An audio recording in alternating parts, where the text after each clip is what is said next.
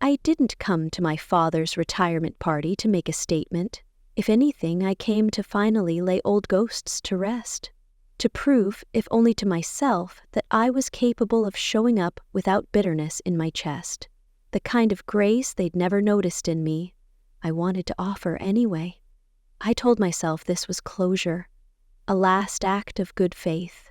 I even dressed the part, sleek navy dress, hair pulled back, polite smile in place, the kind of smile you practice in front of a mirror just to be sure it looks convincing. In my purse was an envelope I'd carried with me for months, the edges worn from being handled too many times, opened, closed, debated, and finally sealed with trembling fingers. Inside was a check, not out of obligation, not out of guilt, but out of hope. A gift for my father, for everything he didn't say but maybe meant. I imagined giving it to him after the speeches were done. Maybe he'd be surprised. Maybe there'd be a rare moment of warmth between us. But even as I played the scene in my head, something inside me stayed braced, like a person standing in a house that looks sturdy but knows the floorboards creak in all the right places. I didn't expect love. I didn't even expect thanks. I just wanted a nod, a gesture that I had been seen, that somewhere under the silence of decades, I still mattered. I had no idea what would actually unfold. The art gallery looked exactly the way I expected. Elegant, curated, and emotionally sterile. Every corner gleamed with intention. Soft jazz played from hidden speakers. Champagne flutes shimmered on silver trays, and the floral arrangements were perfectly symmetrical. It was the kind of space where nothing was out of place, and yet everything felt just a little too distant, like a smile that doesn't reach the eyes. I arrived 10 minutes early and still felt like I was intruding. At the entrance, I was greeted by a polished event coordinator who asked my name twice before finding it on the list. Of course. Inside, the room was already half full, humming with polite laughter and the clink of glass. My mother, Eleanor, stood near the centerpiece display, draped in silk and pearls, mid-conversation with a local gallery owner. She looked through me before she smiled. "Nina," she said with that tight-lipped familiarity she reserves for public settings, and leaned in for a kiss that landed near my cheek but never touched. My father, Graham, offered me a nod. No hug, no words. Just the kind of gesture you give a neighbor you see twice a year. And then there was Madeline. She glided in from stage left like she owned the room, heels sharp, dress flawless, voice too bright. "You made it," she said, like I'd RSVP'd to a pity invite. I smiled back, steady and cold. "Wouldn't miss it," I lied. I already knew I wouldn't be seated near them. I didn't expect to be. Dinner hadn't even started, and already the hierarchy was in motion. Madeline held court at the center of the gallery's long banquet table, framed by our parents like a prize portrait. She laughed with the mayor's wife, complimented someone's shoes in French, and told a story about a celebrity client as if it were no big deal. People leaned in when she spoke. They always did. My mother beamed at her like she was witnessing a living legacy. My father sipped his wine and nodded as if Madeline's every word confirmed his success as a parent. I, meanwhile, was seated 3 spots away, next to a sculptor I'd never met, and across from one of Madeline's co-workers, who introduced himself twice and still got my name wrong. I didn't correct him. I didn't roll my eyes or sigh. I just listened and smiled and tried not to shrink. When I mentioned in passing that I had recently wrapped a project with a major gaming studio, my mother blinked, offered a flat, "That's nice," and asked if it came with health insurance. Madeline, of course, launched into a detailed update on her latest design showcase in New York, complete with press coverage and behind-the-scenes anecdotes. They ate it up. I clapped at the right moments, nodded at the expected times. I knew this rhythm well. I'd been background music in this family long enough to follow the script. Still, there was something different tonight. The envelope in my purse felt heavier than ever, like it was waiting. The envelope had lived in my purse for months. I'd pulled it out countless times, sometimes just to look at it, other times to rehearse what I might say when I finally handed it over. The paper was thick, ivory, the kind you'd use for wedding invitations or declarations you didn't want taken lightly. Inside was a check, $30,000. Money I'd set aside from freelance projects, late nights, and contracts I never bragged about. It wasn't hush money, it wasn't guilt money, it was hope. A silent offering to a man who had rarely seen me but might, just maybe, understand what this meant. I imagined giving it to my father after the toast, discreetly, with no speech, just a quiet gesture to say, "I still tried, even when you didn't." I didn't bring it to prove anything. I brought it because some part of me, however bruised, still wanted to believe that a father's love might show up late and still matter. Maybe this would be the night he'd see me. Not as a shadow behind Madeline, not as a daughter with potential he never really explored, but as a woman who built herself anyway. I didn't know then that it would never leave my purse, at least, not for him. The room dimmed slightly as the soft clinking of cutlery faded, replaced by the tinkling sound of a spoon against crystal. Madeline stood, effortlessly commanding attention in a tailored emerald dress that shimmered under the gallery lights. "If I could have just a moment," she said, her voice warm, polished, and perfectly projected. All eyes turned toward her, including mine. She smiled at the crowd like she'd practiced it in a mirror. And maybe she had. "We're here tonight to honor the man who shaped so many lives, but none more than mine." She placed her hand gently on our father's shoulder. He looked up at her with quiet pride. "Dad, you've been my mentor, my champion, my rock. Every time I take a bold step in my career, every time I trust my instincts, I hear your voice." There was a soft murmur of admiration. "So, thank you," she continued, raising her glass, "for being the kind of father who taught me what strength and grace truly look like, and for raising the most incredible only child anyone could ever ask for." A ripple of laughter passed through the crowd, polite, charmed. I waited. Maybe someone would correct her. Maybe someone would look my way, chuckle awkwardly, and acknowledge the obvious, but no one did. Not even my mother, who smiled and clinked her glass like it was a wedding toast. Not even my father, who nodded like it was fact.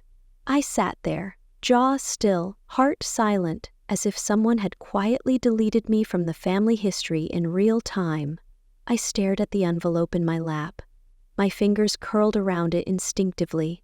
That was the moment I stopped pretending this night was about closure. It had never been about healing. It was a performance, and I wasn't in the cast. I didn't remember standing up. One moment I was seated, fingers digging into the fabric of my dress, and the next I was rising. Quietly, steadily, as if the movement had been waiting inside me for years. The envelope was already in my hand. I didn't clink a glass. I didn't raise my voice.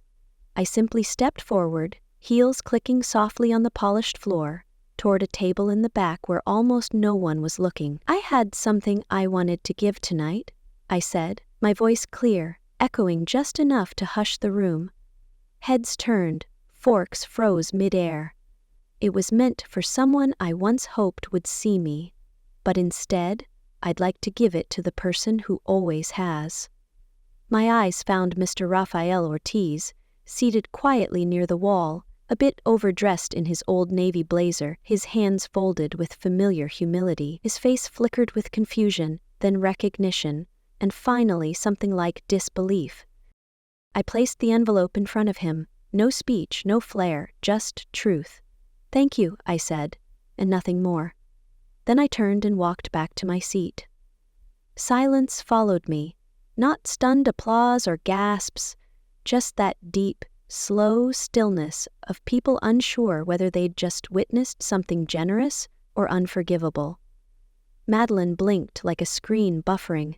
My mother's lips were parted, mid-word, stuck. My father's jaw tightened so hard I could see the tendons shift. No one asked what was in the envelope. No one dared. But I knew it wasn't about the money. It was about a shift, a seismic, quiet one, the moment I stepped out of the role they'd written for me and chose, at last, to cast myself. I didn't make a scene, I just made a decision. And this time, dinner resumed, technically, though no one touched their food. Conversations that had once flowed like champagne now sat still, flat as forgotten water. I picked at my plate out of habit more than hunger, the roasted duck now cold, the wine dulled on my tongue. No one looked at me directly, but I could feel their glances, a flicker here, a stare there, the weight of curiosity too heavy to hide. My mother shifted in her chair, her movements tight and rehearsed, as if adjusting her necklace could rearrange the narrative.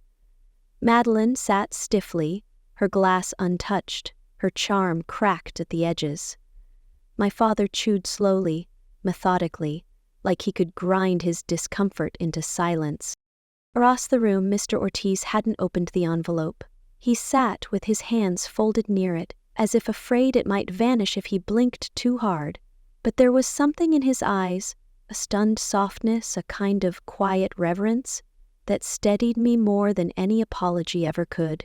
No one asked what I had done. No one acknowledged what had happened.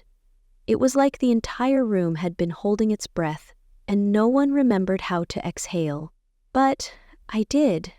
For the first time that night, I let my lungs fill all the way. I didn't check my phone. I didn't replay the moment. I just sat there, breathing in the aftermath, feeling something unnameable settle in my bones. It wasn't triumph. It was truth, and I'd finally stopped waiting for permission to speak it. The silence at that table wasn't new. It had just grown louder over time. It echoed back to every moment I'd convinced myself to stay quiet, to take the high road, to not ruin the evening. I remembered being 8, clutching a story I'd written that had won first place in a district contest, only for my father to glance at the little glass trophy and say, "Too bad it's not a real sport." I remembered Madeline getting a cake and a custom banner for her A+ in world history, while I graduated high school without even a dinner reservation. We ended up at a diner because, as my father put it, the burgers are better anyway. I remembered the macaroni art she made in kindergarten, staying on the fridge for months, while mine quietly disappeared, later repurposed into a shopping list by my mother. These weren't dramatic betrayals. They were paper cuts that taught me how to shrink. And yet, someone else had noticed. Mr. Ortiz, my high school literature teacher, had seen me when I was just a quiet girl in the second row who loved Gothic novels and sat alone at lunch. He stayed after class to ask about my stories. He wrote me recommendation letters that made me cry. When I got sick in college and couldn't afford cold medicine, he mailed me a care package. When I finally got my first game deal, I told him before I told my family. Not because I wanted to hurt them, but because by then I already knew how they'd respond, with questions about taxes, not pride. The contrast was never louder than in those memories. One side offering silence dressed as structure, the other showing up in quiet, radical love. The difference was subtle, but it changed everything. By morning, the illusion of silence had shattered. My phone lit up before sunrise. First a missed call from my mother, then a voicemail so clipped and brittle I could practically hear her pearls rattling. "You made your point. This isn't funny. Call me back." I didn't. A second call followed from Madeline, then a text. "Was that real? Like, the money? You actually gave that much to him? Why? They didn't raise you. You're being dramatic. You humiliated us." I stared at the screen and laughed. Not from joy, but from that strange, breathless place where disbelief and clarity finally collide.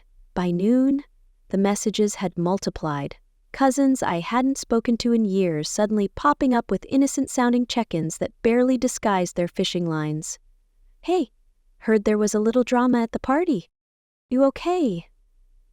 "So? What did you actually say to Mom? She's freaking out." The family network had been activated. My parents were in damage control, spinning their version of events before mine even had a chance to exist. I didn't engage. I didn't defend. Let them fill in the blanks. I wasn't part of their narrative anymore. The more noise they made, the more I realized they weren't upset about what I'd done. They were upset they couldn't control how I did it. For once, I hadn't played by the script. I'd written my own ending, and they didn't like the way the story went. But I didn't regret it. I just turned off my phone and exhaled. That evening, my phone rang again. This time, a name that made my chest tighten in an entirely different way, Mr. Ortiz. I almost didn't answer, afraid that maybe the gesture had made him uncomfortable, that maybe I'd dragged him into something he didn't ask for. But I picked up. His voice was soft, careful. "Nina, are you sure?" No preamble, no judgment. Just a question that held weight. "I am," I said, my voice steadier than I expected. There was a pause. I could hear the rustle of paper in the background. The envelope, probably still unopened. "We didn't do anything to deserve this," he said finally. "You didn't have to," I smiled, even though he couldn't see it. "That's where you're wrong. You showed up, you listened. You never asked me to prove anything. That was enough." He cleared his throat, a sound I remembered from long ago, usually before reading a passage from a book he loved. "You have no idea what this means." "I do," I said gently. "That's why I did it." He didn't thank me, not in a formal way. He just breathed into the phone like someone had set down a weight he'd forgotten he was carrying. That was thanks enough. 2 days later, the doorbell rang in the middle of a quiet afternoon. I wasn't expecting anyone, but the second I looked through the peephole, I knew. My parents stood on the porch like they were posing for a staged photo. My mother in a crisp blouse, pearls gleaming, my father with his arms crossed, eyes scanning my windows like I might be hiding state secrets. I opened the door but didn't move aside. "We'd like to come in," my mother said. "No," I replied calmly. Her mouth opened slightly, as if offended by the absence of pretense. "You don't want to talk this through?" my father asked. I didn't blink. "You didn't want to talk when you raised your glasses to your only child?" That landed, his jaw clenched. My mother's voice sharpened. "It was a joke." I crossed my arms. No one laughed. My father stepped forward. "You blindsided us. That's rich coming from people who erased me with a smile." His voice dropped. $30,000. "You were going to give that to us?" I nodded. I was. "Then why didn't you?" I didn't flinch. "Because he saw me, and you didn't." My mother looked away. My father didn't. But neither had anything left to say. The next morning, I sat at my kitchen table and printed the letter. No anger, no fire, just facts, boundaries, a clean line drawn where the mess used to live. "Please do not contact me again. Do not attempt to reach me through other family members. Do not twist the story. I wish you peace, but I am done performing for this family." I folded it neatly, slipped it into an envelope, white, simple, final, and mailed it certified so no one could claim they never received it. It wasn't revenge, it was release. For years, I had tried to earn space in a home that always felt like a showroom, beautiful on the outside, empty behind the glass. I'd bent myself into silence, into smiles, into the version of a daughter they might applaud, but no more. I wasn't asking to be let in. I was stepping out. There would be whispers, of course. Madeline's curated outrage, my mother's wounded sighs, my father's quiet blame. But I didn't need to answer any of it. The chapter had closed. Not with a bang, but with a decision. I wasn't the problem to be solved. I was the truth they never wanted to face. And now, I had no more pages left for them. That December, I spent the holidays in a different kind of warmth, the kind that didn't demand performance. Mr. Ortiz and his wife Clara welcomed me into their modest home like I'd always belonged there. No cameras, no curated decorations, no monogrammed napkins. Just a knit blanket draped over the couch, the scent of cinnamon in the air, and the soft hum of an old record spinning Nat King Cole. We cooked dinner together. Nothing fancy, just roasted chicken, mashed potatoes, and Clara's famous chocolate pie that never quite set right, but no one cared. We played cards, laughed over stories that unraveled without ego, and watched black and white movies in pajamas. On Christmas morning, Clara handed me a scarf she'd knitted herself, uneven stitches, full of love. Mr. Ortiz made hot chocolate and burned it slightly, apologizing like it ruined the moment. But it didn't. It was the best holiday I'd ever had. No one asked for more than my presence. No one looked past me. I didn't feel like a guest. I felt like family. At one point, Clara looked at me across the dinner table, eyes soft. "Do you regret it?" she asked. I didn't even hesitate. "No," I said. "This is the first time I feel like I'm exactly where I'm meant to be." Sometimes, late at night, I sit on my porch with a blanket over my knees and a cup of tea cooling in my hands, and I think about that night in the gallery. The glint of Madeline's dress, the practiced smile on my mother's face, the way my father's jaw locked as if holding back words he'd never say. I remember the envelope in my hand and how heavy it felt, not because of the money, but because of what it represented, a final chance, a quiet offering. And I remember the moment I walked past them and gave it to someone who had never asked me to prove my worth. I used to wonder if it was too much, too public, too defiant. But now, I don't question it, because that night, I didn't just walk away from the people who refused to see me. I walked toward the ones who always had. I stopped begging for a seat at a table that had never been set for me. I chose peace over performance, love over loyalty to a script that erased me. The calls eventually stopped. The gossip faded. They moved on, curating new stories, new audiences. I didn't. I stayed in this small, honest life, where kindness is not currency and love doesn't have to be earned. And now, when I think of family, I no longer ache. I breathe, not out of defiance, but out of freedom. And sometimes, that's the loudest declaration of all. The story teaches that true family isn't defined by blood, but by presence, love, and the quiet consistency of being seen. It's a reminder that we don't have to keep proving ourselves to those who refuse to recognize our worth. Sometimes the most powerful act of self-love is walking away from those who minimize us and toward the people who accept us without performance.